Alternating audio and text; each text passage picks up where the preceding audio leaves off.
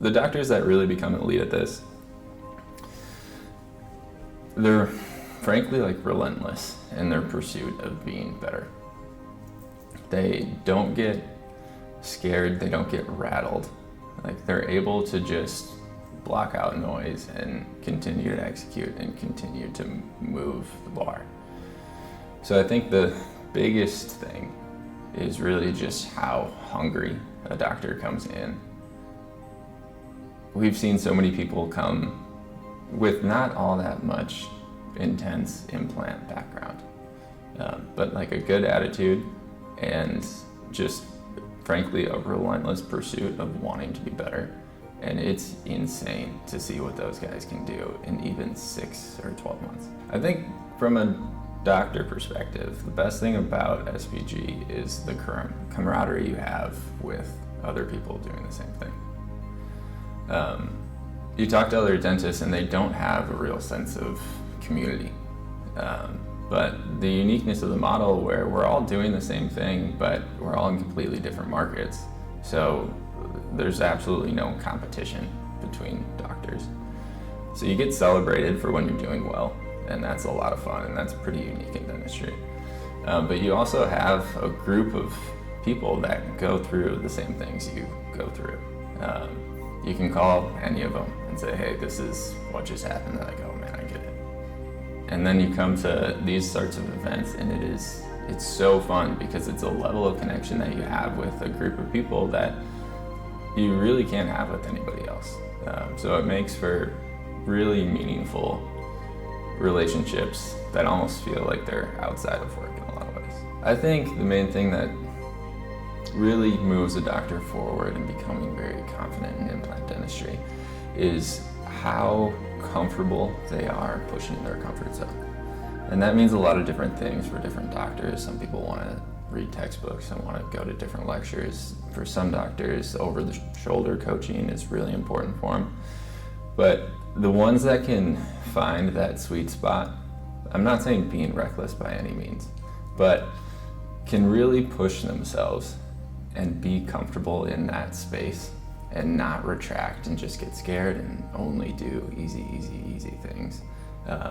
Those are the ones that really accelerate, and you see that elevation of their clinical skill really compound quickly. When it comes to foundational skills in implant dentistry, I think really what we're looking at is like 3 different categories. One is prosthetically, where are we going to end up, where do the teeth go, and how are we going to get there? And then it's sound surgical skills.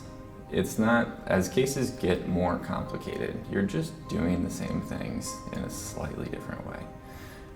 So it's really just getting back to first principles surgically.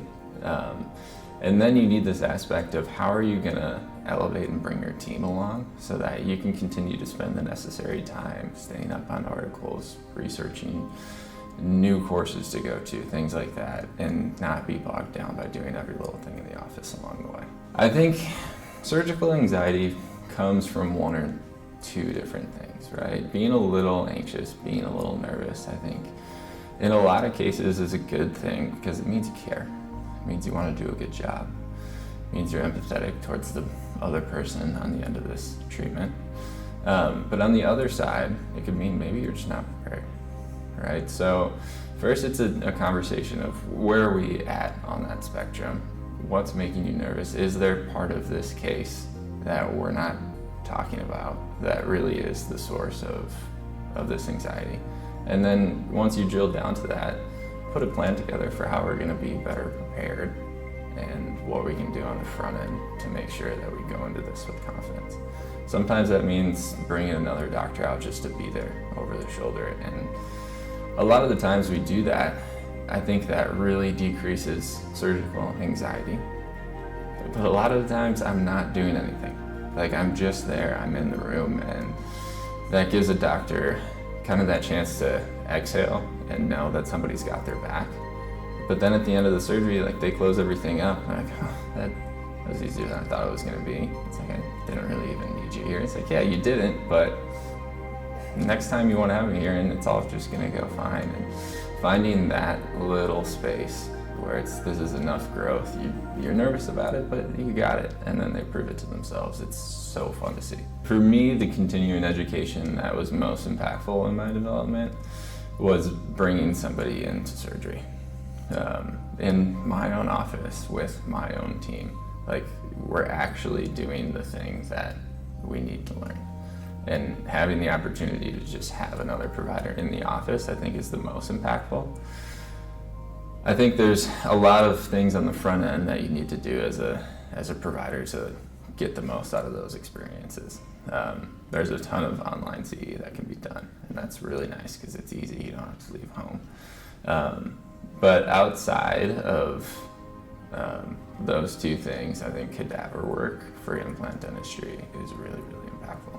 In the next 5 years, I think implant dentistry is going to become more and more known to patients. I think we've gotten past a place where full arch was something that you had to educate a patient on. You know, they're coming in asking for a denture, don't even know what implants are, what that looks like, and we still have those people.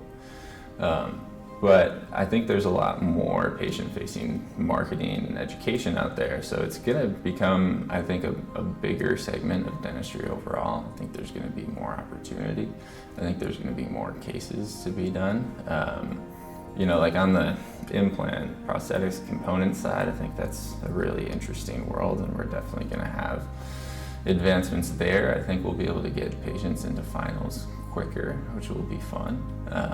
But I think there's just going to be more to do over the next 5 years. It can be hard sometimes. You know, part of what I love about doing both roles, being clinical and helping doctors, is that you can relate on such a real level, right? You deal with the same problems. You're doing the same things every day. So the balance of it can be tricky because sometimes, like, someone's giving you a call and you're in the middle of your own case. It's nice that we have like 7, 8, 9 of us that are, one of us is going to be available at any drop of a hat. But I think the reality of doing both is that it's such a natural combination that, you know, you post a case after you do it. Like, you don't really realize that that's mentoring somebody, right? And you just did it, and you're going to do it anyway. So I think the balance part can be tough. It can be a lot to be doing surgery every day and then helping with 3, 4, or 5 other cases that are happening somewhere else. But the community aspect of the way we manage it really helps.